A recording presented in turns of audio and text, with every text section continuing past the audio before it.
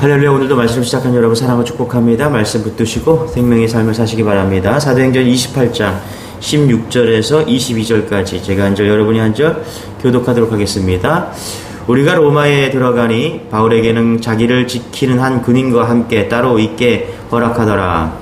사흘 후에 바울이 유대인 중 높은 사람들을 청하여 그들이 모인 후에 이르되 여러분 형제들아, 내가 이스라엘 백성이나 우리 조상의 간습을 배척한 일이 없는데 예루살렘에서 로마인의 손에 죄수로 내준 바 되었으니 로마인은 나를 신문하여 죽일 죄목이 없으므로 석방하려 하였으나 유대인들이 반대하기로 내가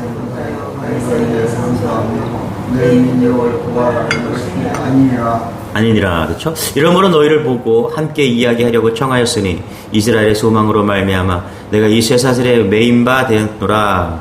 그들이 이르되 우리가 유대에서 내게 대한 편지도 이리 없고 또 형제 중 누가 와서 내게 대하여 좋지 못한 것을 전하든지 이야기도 없느니라. 같이 읽겠습니다. 시작. 이에 우리가 너의 사상이 어떠한가 듣고자 하니 이 파에 대하여는 어디서든지 반대를 받는 줄 알기 때문이라 하더라. 그렇죠. 자, 오늘 사도행전 또 마지막 장에서 중간 부분 이렇게 하고 있는데요. 긴 전도 여행의 마지막 부분입니다.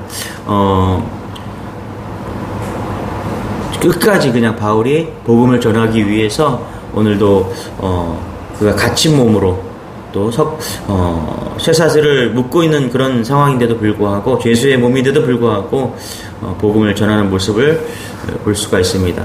16절 이렇게 시작하죠. 같이 한번 읽어볼게요. 시작. 우리가 로마에 들어가니 자기를 지키는 한 군인과 함께 따로 있게 허락하더라. 자, 어떻게 시작합니까? 우리가 로마에 들어가니, 그렇죠. 여기에 많은 의미가 있다고 생각합니다. 지금까지 사도 바울이 어떤 목적으로 어떤 여행을 위해서, 그렇죠? 바로 로마에 들어가기 위해서 그 어려움과 고난을 가지고 여기까지 왔다는 것입니다. 당시에 그 세계의 수도인 로마에 복음화 없이 세계의 복음화는 없다라고 판단한 바울의 기도 제목, 제일 우선순위가 로마로 가게 하옵소서. 그렇죠? 로마로 가게 하옵소서. 자, 우리 17절입니다. 이렇게 생각합니다. 같이 시작. 사울의 바울이 유대인 중 높은 사람들을 청하여 그들이 모인 후에 이르되 여러분 형제들아, 내가 이스라엘 백성이나 우리 조상의 간습을 배척한 일이 없는데 예루살렘에서 로마인의 손에 죄수로 내준 바 되었으니. 그렇죠? 여전히 죄인의 몸이죠. 배에서 파손됐지만은 간신히 살아났지만 그는 여전히 죄인이었다. 그리고 가택연금 상태에서 자유롭게 활동할 수 없었지만은 그는 그런 어려움을 원망하고 불평해서 삶을 포기하지 않고 오히려 오늘 말씀해 보니까 뭐라고 그래? 17절에 보니까 어떻게 돼요? 예루살렘으로 로마인의 대접받 되었으나, 그렇죠? 그가 왜 되었지만 뭐 하고 있어요? 복음을 전도하고 있습니다. 20절입니다. 같이 한번 읽어볼게요. 시작. 이러므로 너희를 보고 함께 이야기하려고 청하였으니 이스라엘의 소망으로 말미암아 내가 이 쇠사슬에 매인 바 되었노라. 그렇죠? 계속 매어 있지만은 그가 무엇을 전하기를 원했습니까?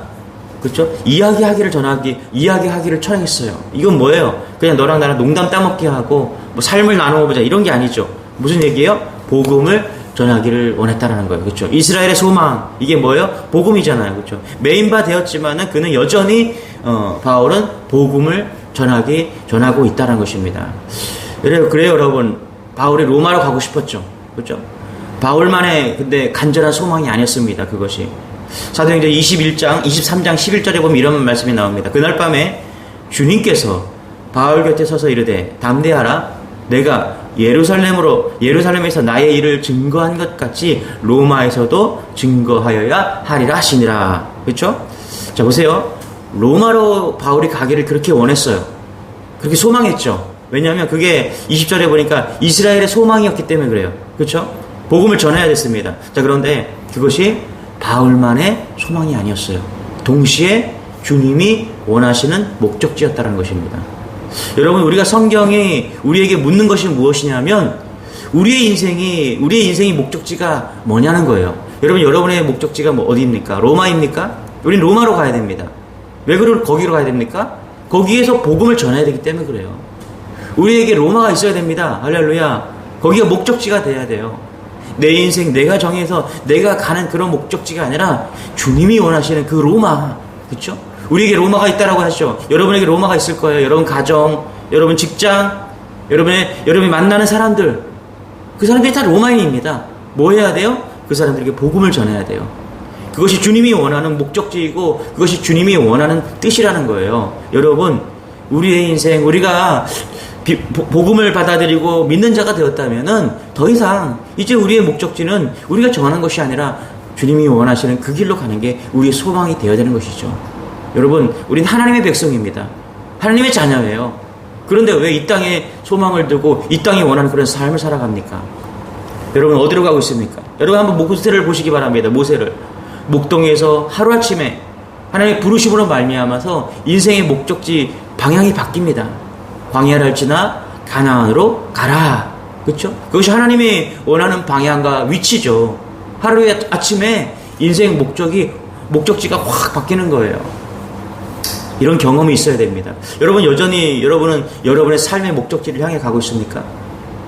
하나님이 원하시는 목적지로 가야 됩니다. 아브라함 어떻습니까, 여러분? 창세기 12장 1절에 여호와께서 아브라함에게 이르시되 너는 너의 고향과 친척과 아버지의 집을 떠나 내가 내게 보여줄 땅으로 가라. 그렇죠?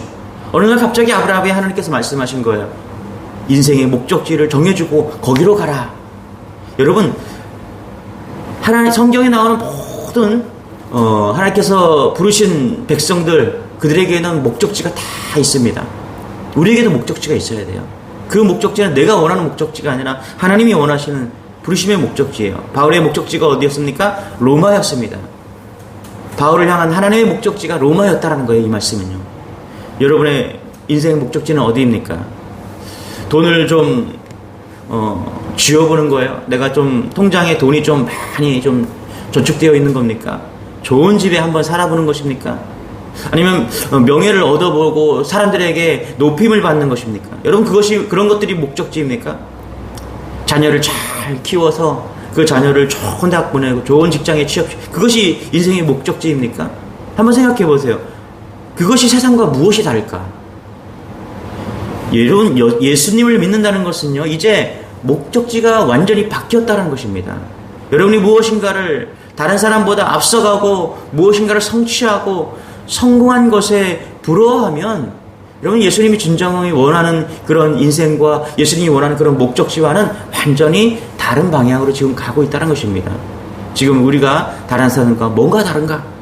주님이 인도를 받는 것에 눈이 열려야 될 줄 믿습니다.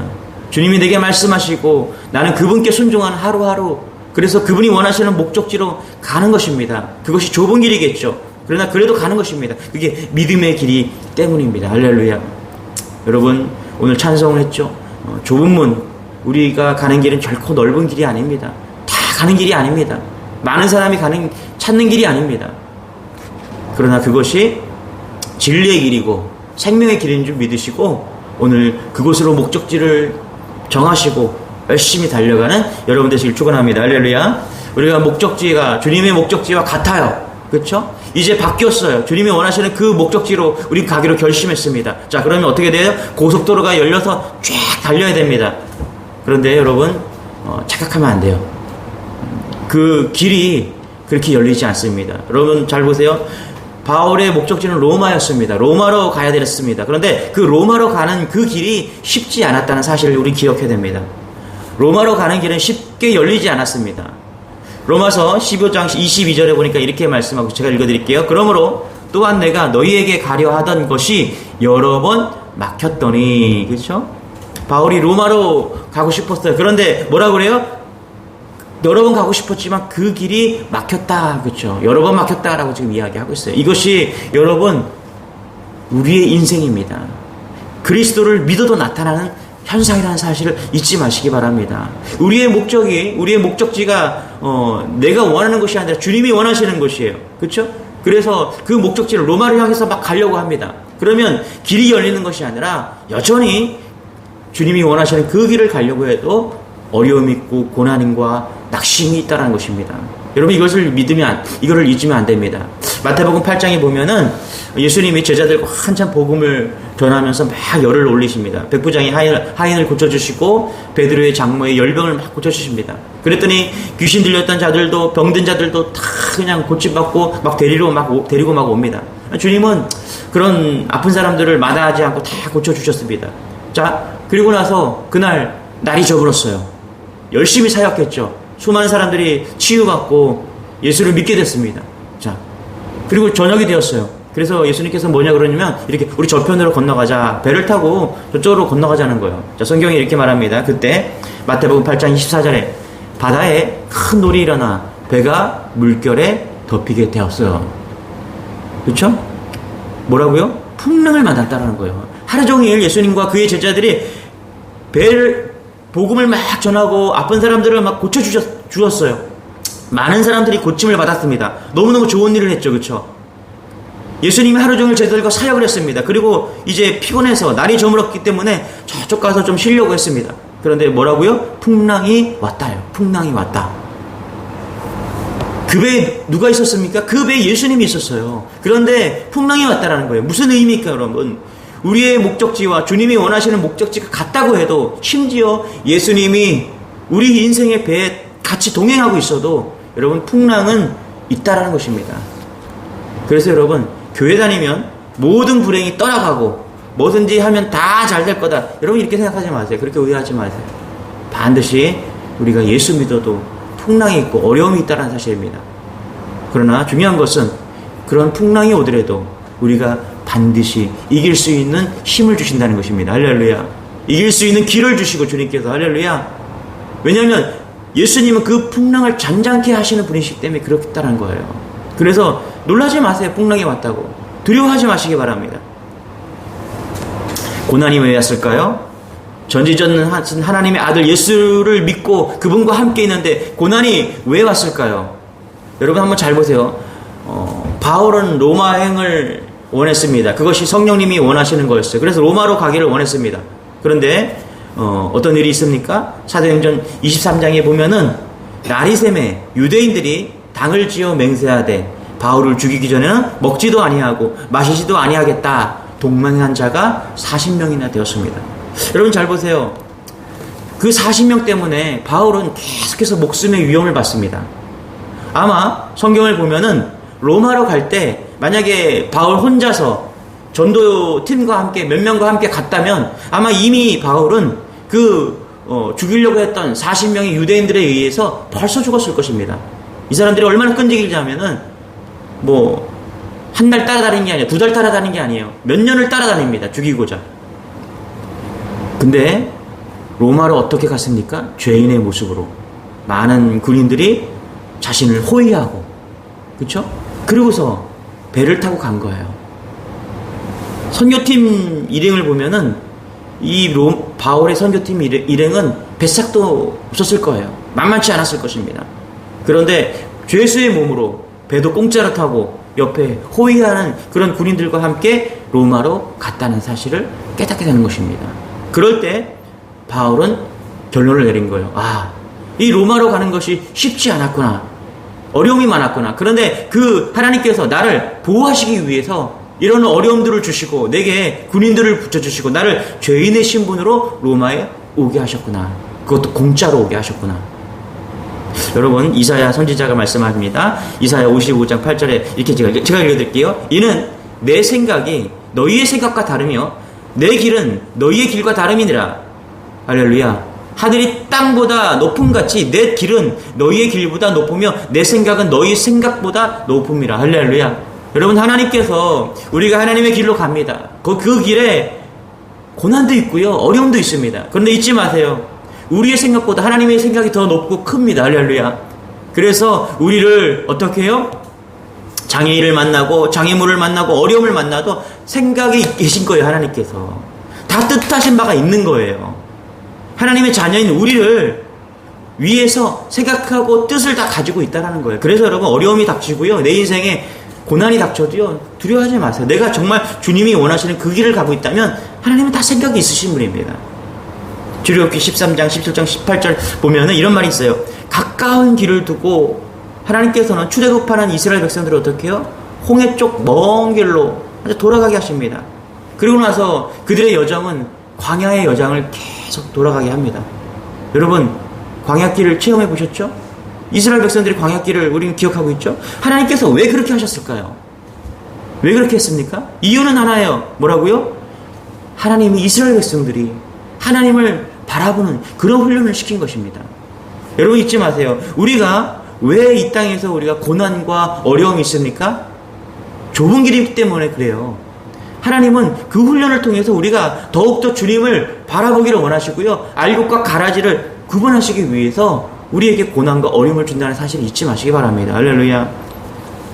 우리의 도우심 어디서 옵니까? 하나님이 인도하십니다. 하나님의 인도가 있었다면 반드시 우리의 도우심도 하나님이 도우신다는 사실을 여러분이 잊지 않는 그런 은혜가 여러분의 있기를 소망합니다. 할렐루야. 고 김대중 대통령의 생전에 이런 예화가 있더라고요. 제가 좀 알려드릴게요. 고 김대중 대통령이 생전에 이런 질문을 했다고 합니다. 어떤 기자가 부인 이희우 여사에게 서운한 느낀 적이 없습니까? 서운했던 적이 없습니까? 라고 이렇게 김대중 대통령에게 기자가 물었대요. 그랬더니 예. 제가 사형 원도를 받았을 때 우리 집사람이 제가 살게 해달라고 기도하지 않고 하나님의 뜻대로 되게 해달라고 기도할 때 참 서운했습니다. 이 이야기를 들은 이희우 여사에게 전달했더니 이희우 여사님이 이렇게 웃으면서 대답을 했다고 합니다. 제가 하나님의 뜻을 구하면 하나님은 또한 저의 깊은 마음을 헤아려 주실 것을 믿었습니다. 아마 김대중 대통령과 이희우 여사님의 신앙이 참 좋았던 것 같아요. 그래요, 여러분. 우리가 하나님의 뜻을 구하면요, 하나님은 우리의 인생 가운데 우리의 생각보다 더 크고 깊게 관여해 주신다는 사실을 여러분 잊지 마시기 바랍니다. 우리의 인생 내 길로 가는 것이 아니라 주님의 길로 가십시오. 거기에 인도가 있고 하나님의 보호하심이 있고 또 고난이 찾아와도 거기에 도우심이 있다는 사실을 잊지 마시고, 오늘도 광풍을 만난 사람이 있습니까? 어려움을 유라굴라와 같은 그런 광풍을 만난 사람이 있습니까? 두려워하지 마시고 주님 바라보시기 바랍니다. 할렐루야.